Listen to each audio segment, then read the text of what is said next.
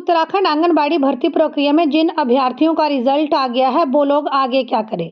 तो देखिए, सबसे पहले तो मैं बता दूं, किसी भी जिले में अगर आंगनबाड़ी भर्ती होती है, किसी भी राज्य में आंगनबाड़ी भर्ती होती है, तो यहाँ सबसे पहले आपके आवेदन मांगे जाते हैं।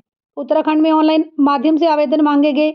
इसके बाद आप लोगों के जब आवेदन मांगे गए, उसके बाद मेरिट लिस्ट बनती है। चाहे आवेदन ऑनलाइन थे, चाहे आवेदन ऑफलाइन थे, यहाँ पर आप लोगों की मेरिट लिस्ट बनेगी और जिस अभ्यर्थी के सबसे ज़्यादा नंबर होंगे उसे सिलेक्शन का मौका मिलेगा। लेकिन देखिए, ऑफलाइन माध्यम से जो डॉक्यूमेंट है, वहाँ भी डॉक्यूमेंट वेरिफिकेशन के लिए आपको बुलाया जाता है। ऐसे नहीं है कि आपने डॉक्यूमेंट सबमिट कराए, डॉक्यूमेंट वेरिफिकेशन हुआ नहीं, मेरिट लिस्ट बन गई।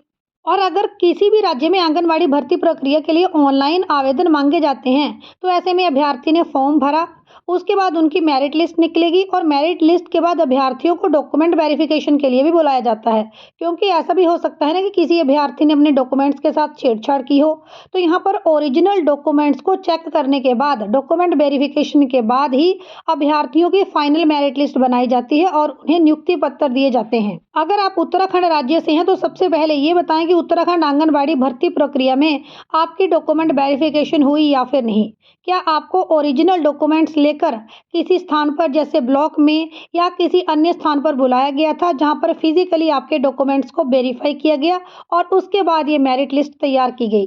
कमेंट करके बताएं कि उत्तराखंड आंगनबाड़ी भर्ती प्रक्रिया में फिजिकल डॉक्यूमेंट वेरिफिकेशन हुई या फिर नहीं, या सीधा ऑनलाइन डॉक्यूमेंट्स अपलोड किए गए, रिजल्ट आया और अब आप लोगों को ज्वाइनिंग के लिए जाना है। तो हम ये मानकर अगर चलें कि उत्तराखंड आंगनबाड़ी भर्ती प्रक्रिया में ऑनलाइन फॉर्म भरे गए थे, पहली मेरिट लिस्ट आई, उसके बाद आप लोगों का डॉक्यूमेंट वेरिफिकेशन हुआ और जैसे एक सीट के लिए कम से कम 3 लोगों को डॉक्यूमेंट वेरिफिकेशन के लिए बुलाया जाता है। अगर आपके ज़िले में मान लिया 100 सीट है, तो वहाँ पर लगभग 300 लोगों को डॉक्यूमेंट वेरिफिकेशन के लिए बुलाया जाना चाहिए था। अब मान लेते हैं डॉक्यूमेंट वेरिफिकेशन फिजिकल हो चुकी है, आपके डॉक्यूमेंट्स को वेरीफाई कर लिया गया है और अब आपकी सेकंड मेरिट लिस्ट आ गई है।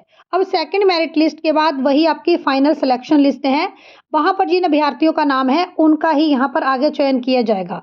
तो अगर उत्तराखंड आंगनबाड़ी भर्ती प्रक्रिया में आपकी फाइनल मेरिट लिस्ट आ चुकी है, तो अब आप लोगों को ज्वाइनिंग लेटर का वितरण किया जाना है और यहाँ पर आपको महीने का समय लगभग ज्वाइनिंग लेटर मिलने में लग सकता है।